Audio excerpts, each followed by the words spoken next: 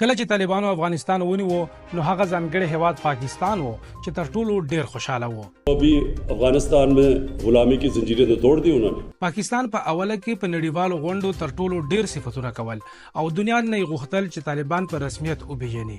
خو لږ موده وروسته اوس پاکستان هم د دې طالبانو په خلاف لګیا دی او په افغان حکومت سختي نیوکې کوي. اوس خبره دې ته راورسېده چې پاکستان د افغانستان په خاوره هوایي بریدونه هم کوي. پاکستان د افغانستان سره کوم سیاست کوي دغه موضوع درته په ساده ټکو کې واضح کوم. پاکستان په اصل کې د طالبانو غواړي څه must strengthen this current government. Afghan interim government Afghan Taliban के ऊपर भी हमें प्रेशर डालने की जरूरत है. په حال کې چې موږ خط ډیورنډ ټول عمر کې نه پر رسمیت پیژندل او نه پیژندل. حمله کی جو منصوبہ سازی تھی وہ افغانستان میں کی گئی. د کال 2001 نه تر کال 2021 پورې پاکستان د افغانستان په اړه دوه قسمه رول ادا کوي. اول کې پاکستان د افغانستان خلاف په جنگ کې د امریکای او د نیټو ځواکونو سره ملګرتیا شوه. خپل خاوره یې امریکای او نیټو ځواکونو ته د وسلې او نورو سامانونو وړلو لپاره په واک کې ورکړې و. نیټو په خپل ویب پاڼه باندې په دې اړه لیکلي چې پاکستان ورسره د افغانستان په جګړه کې پراخه ملاتړ کړی دی. خو دغه ملاتړ مفت نه و. د سیاتل ټایم ورسپانې په خپل یو راپور کې کوم چې په کال 2012 کې خبر کړی دی ویلي چې نیټو هر ټرک به سر پاکستان ته $1300 ورکوي کوم چې د یوې ورځې $1 ملیون جوړیږي. کچره دغه ډالر وشمارل شي نو د کال $355 ملیون جوړیږي او کچره د شلو کالو حساب وشي نو تر میلیونونو ډالرو پورې دغه رسیږي. بل د افغانستان په جګړه کې د پاکستان بل رول داو چې طالبانو ته زمينه برابروله چې په افغانستان کې جنگ لا وده ورکي. د اکسفورد پوهنتون لخوا په یو ریسرچ کې د ګڼ شمېر طالبانو وسلوالو سره مرکه شوي. دغه طالبانو ورته ویلي چې په کال 2003 پورې ورسره پاکستان سمه رویه نه کوله او دوی به یې نیول او تړل هم. د کال 2003 نه وروسته چې کله د کویټا او میرانشاه شورا رامنځته شوه نو د پاکستان حکومت ورسره همکاري ډیره کړه. په دې تحقیق کې ویل شوی چې پاکستان به طالبانو سره په څو برخو کې ډیره مرسته کوله. اول دا چې طالبانو ته به یې وسله ورکوله او دویم دا چې د طالبانو روزنه به یې کوله. دریم دا چې د افغانستان د جګړې په اړه به یې ورسره د انټيليجنس یعنی خفیه معلومات هم شریکول. د بي بي سي په یو ریپورت کې ویل شوی چې د پاکستان حکومتي ادارو د نیټو سره همکاري کوله ولې نظامی اسټابلیشمنت ادارې د طالبانو سره همکاري کوله.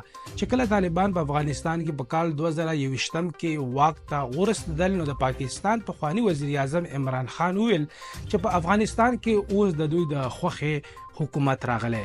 په دې اول ورځو کې د پاکستان حکومت اعلی چارواکو په نړیوالو غونډو کې افغانستان په رسمیت پیژندو لپاره غږ پورته کولو.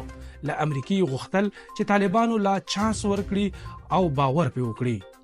خو د پاکستان د دوستانه چلن ډیر مزل اونکړو او ډیر ذریعہ په افغانستان او طالبانو لفظي گزارونه شروع کړل. 2023 کال په مارچ میاشت کې د هند اعلی چارواکو یو ځل بیا د طالبانو د بهرانو چارو وزیر امیر خان موتقی او نورو مشرانو سره لیدکاته وکړل. دغه ټول ملاقاتونه د پاکستان ګمان خلاف وو.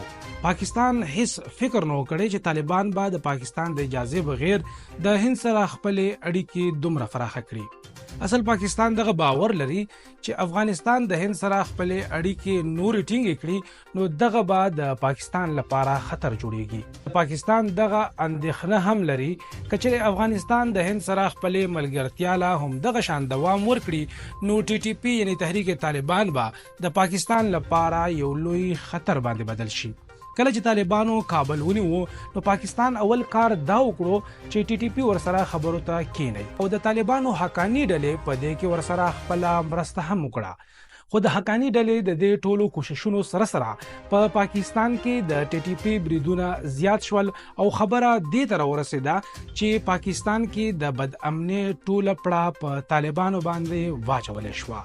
پاکستان وایي چې طالبان په خپل خوره کې ټي ټي پی ته ځای ورکړي او د کنټرول کولو کوشش نه کوي. د خیبر پختونخوا شانګله سیمه کې د چینایي انجنیرانو باندې برید او د وجنې پړه هم په طالبانو ورواچول شوه.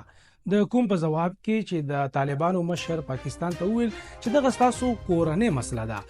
او دریمه موضوع د ډیورنډ کرښه وه پاکستان غوښتل چې طالبان به افغان ولس او حکومت دې ته تیار کړي چې دغه کرخه اومني او تسلیم کړي خو طالبانو په اول کې ډیورنډ کرخه یو فرضي کرخه وګڼله او ښکاره یې وویل چې دوی ورسره په رسمیت نه مني خو چې کله پاکستان طالبانو دغه رویه ولیدله نو سمدستي ورسره خپل رویه هم بدله کړه او په طالبانو دباو غورځولو لپاره یې په هغه وسایلو کار وکړو کومې چې د دوی سره وې لکه د زرګونو افغان کډوال سمدستي ستنول وخت په وخت د تورخم او سپین بولدک دروازې بندول او اوس هوایي بریدونه په افغان خاوره کول شامل دي په دغه ویډیو کې هم دومره زه ذاکر الله یم او تاسو ګورئ پښتو ډیجیټل یوټیوب چینل ویډیو در سره لایک کړئ چینل سبسکرایب کړئ او په کمنټس باکس کې خپل نظر را سره شریک کړئ په بل کومه داسې موضوع باندې تاسو لپاره معلوماتي ویډیو راوړو په کمنټس کې لیکلای شئ په مخامخ